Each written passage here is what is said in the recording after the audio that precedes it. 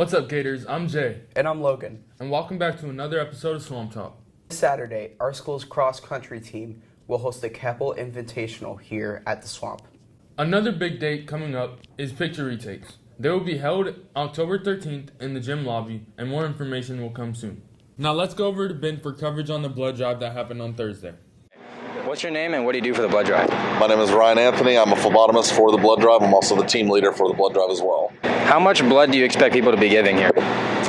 Each person gives about a pint of blood, whether it be whole blood or red cell donation. Red cell donation is basically just concentrated red cells. Whole blood is just the whole blood that comes out like normal. As I said, a pint for each person. It's about 539 milliliters. And would you say there's a shortage in blood right now, or what do you think?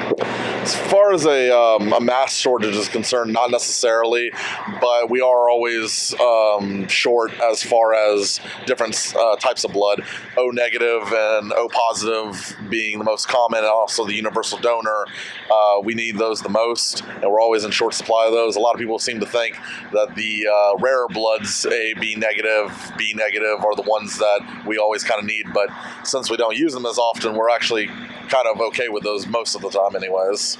What would you say the benefits are to giving blood here? Well, other than saving 3 people's lives, because your blood will go to 3 different people individually, there are a multitude of health benefits to giving blood for both men and female, differences for each one. But overall, a lot of people like to say it's like an oil change to the body. So what was the effort like to get this in motion? The effort was fairly simple. We actually just contacted the people that run the blood drives, and we set up some dates, and then we got a sign-up sheet going, and we got people to come and help volunteer to set up like the stations, so everyone's really in an accepting environment. And how many people do you expect to actually sign up for this blood drive? So we actually got 85 people to sign up, which is really good, but we do expect some people to filter out due to like low iron levels. So our main goal is 40, like people were able to actually fully donate blood. How will this blood drive affect people you're giving the blood to, what kind of that sort of thing? People with leukemia, people with like blood conditions or something. Like a lot of people need blood right now, and there is a shortage. So every person that donates blood gets sparsely like distributed, and it's really amazing. With this blood drive, for every person that donates, we get $10 for our club, which we sponsor a kid to go to like a special needs camp or getting the finances that they need. So y'all are giving blood later today. How do you feel about it? I feel good. I donated last year, so I'm ready. Yeah, a little bit nervous, but I think it should be fine. Should be, I don't know, get to miss class. It's for a good cause. Yeah. You just gave blood. How do you feel? All good, man. Arm's a little hurting, but that's all worth it, you know? Any tips for people nervous about giving blood? Don't be nervous. It's not a hard process, and just make sure to hydrate, eat some food, and just enjoy your time. Don't be scared of it. It's gonna be quick. They're gonna give you unlimited orange juice as well, so it's kind of worth it, you know? A lot has been happening around the world recently, so let's go over to Phoebe for more information. Hey Gators, as you probably know, there's a lot going on in the news right now. I think the main thing that's pretty much on every news station around is Hurricane Ian and its devastating impacts. It first made landfall in Cuba as a Category 3 hurricane with wind speeds up to 130 miles per hour. Originally, it was supposed to make its second landfall in Florida, north of Tampa, around the Tallahassee area. Then, it made an unexpected turn towards southwestern Florida and made landfall in the Fort Myers area. It hit as a Category 4 storm with sustained wind speeds up to 150 miles per hour. One of the places hit hard was Sanibel Island, and it's hardly recognizable anymore. Sanibel Causeway, the bridge to Sanibel Island, was among many of the things destroyed during the hurricane. This is one of the only ways to get to Sanibel Island, so as a result of this, the island was pretty much cut off from all sources of help right after the hurricane. Fort Myers also took a direct hit, and areas there got several feet of storm surge.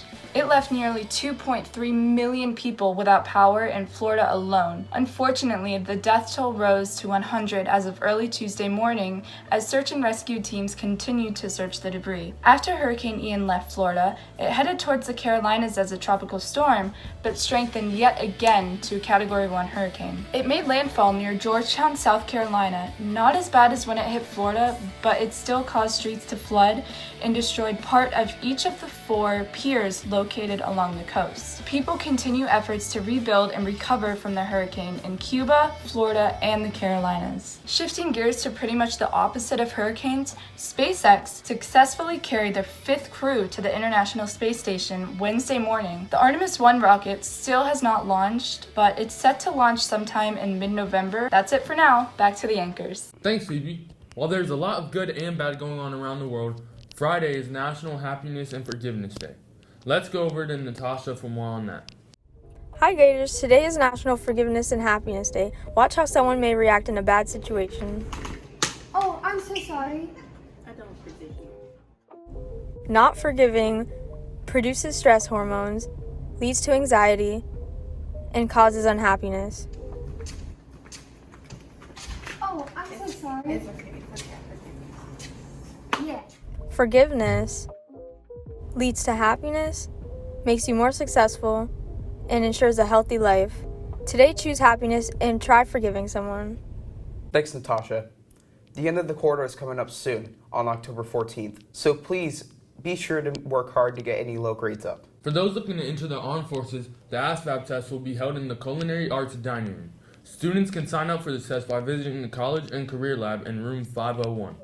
Last week, we had a hurricane that affected many people in a negative way. Let's go to Nick for a one-on-one interview with a lady who has been affected by the hurricane.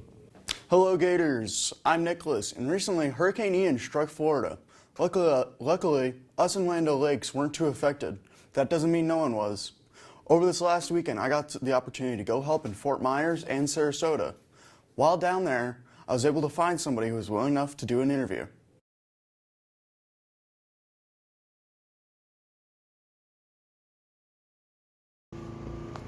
Well, it started out with just a lot of wind and rain, which we've been through hurricanes before, and this was mild compared to what we have been through.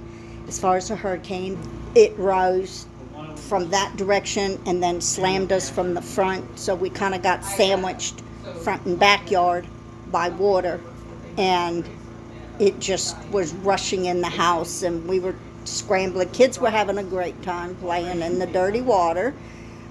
But then it probably got 3 to 4 feet here inside the house, and then it stopped.